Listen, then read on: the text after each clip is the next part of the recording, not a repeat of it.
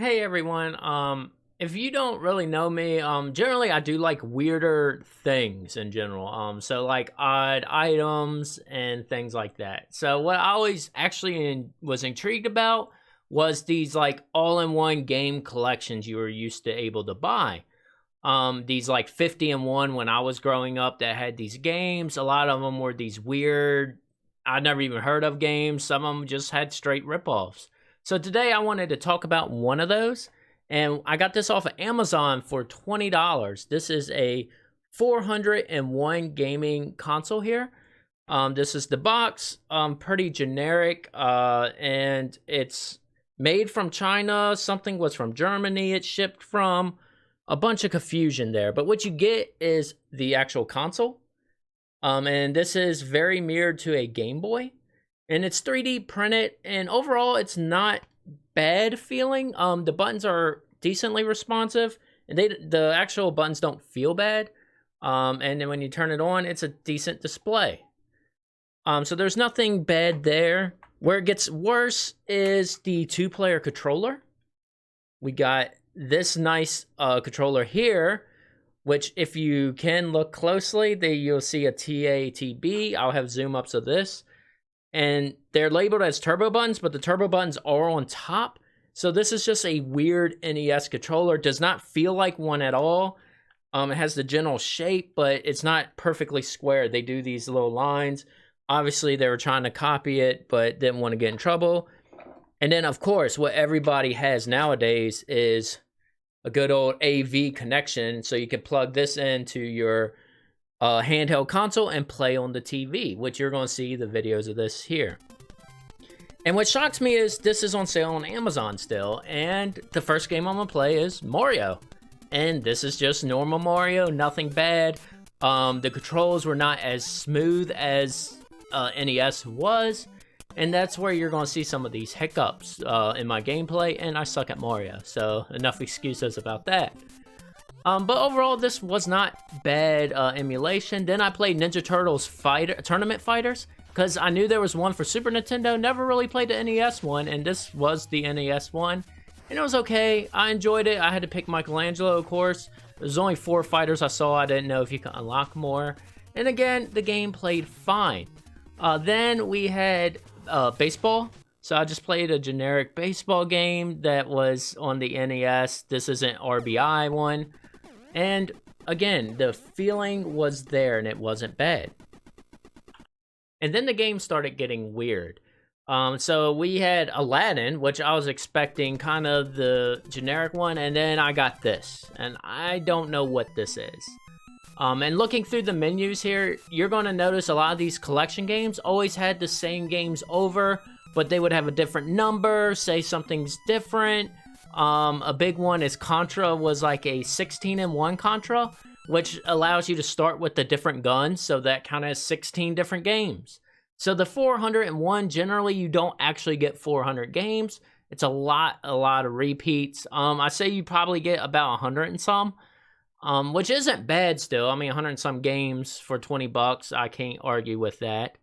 But then we got games that I just didn't even know existed, or the parts I love is what's basically the bootleg games, or maybe I missed something and miscategorized them, but I love these games. So the first one, Mortal Kombat 4.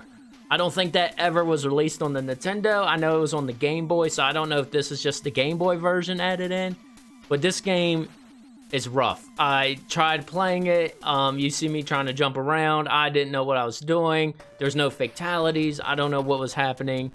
The menu had multiple characters you could pick the same, so that's why I don't think it's the Game Boy version, because I don't know why you could pick Liu Kang twice.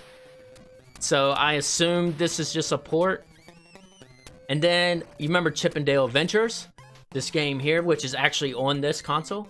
There was a Chip 'n Dale 3. Yes, there was no 2. It went straight to 3, which is a reskinned game. So here you are, I think it was Dale, running around shooting cats and throwing grenades and everything else. I mean, this is the Chip 'n Dale I remember from Disney a long time ago. Not really, but this is what I love about these consoles. And if you looked at closely, I should have had a menu that said it. You saw Mario 14.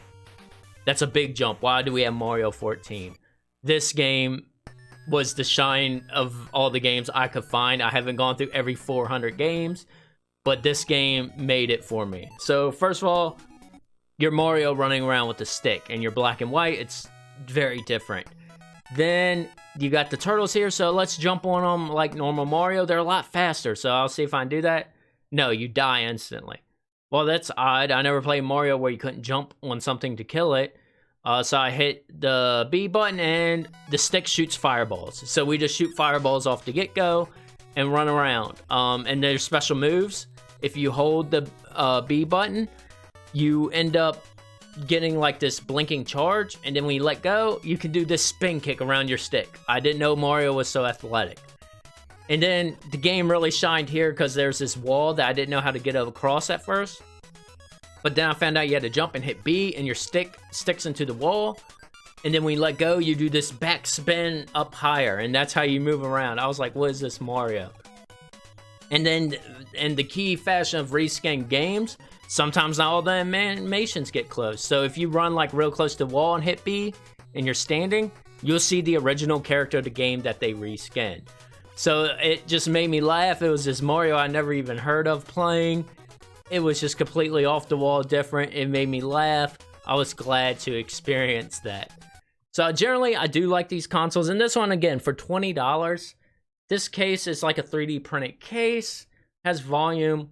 Overall, like, I don't recommend purchasing none of these. Generally, I just like the oddness of them. So I always try to hunt them down if I can find them, especially if they're cheap. Like, I'm not going to go out my way for them. But if you did have this, this would be the in-car thing. It has a small battery, but it seems to last a while. I haven't charged this, and it still turns on. So this would be something I would put in the back seat. If I had some friends taking a ride, they would probably play some Mario and laugh how stupid this is, and then throw it away in the back somewhere. The two-player thing, I didn't get a chance to try out. I played like Mario 2 players, just try the controller. I didn't like that either. I kind of wish you could take the controller when you went in TV mode. But what's odd is the power connector here is the same for the 2-player controller, so you can either charge or have 2 players, which is going to be a disadvantage. So again, I don't recommend these. I don't know how they still pop up a lot. Generally, I do see them at Walmart and all. I would like to get a Walmart version just to see what they do, because it seems very Borderland and they just upload ROMs. But there is like whole sites dedicated to them. I always wanted the bootleg Xboxes, but they are like impossible to find in America. So I'm always interested in that. But overall, this is what you get when you buy one of these collection games. Is a lackluster emulator.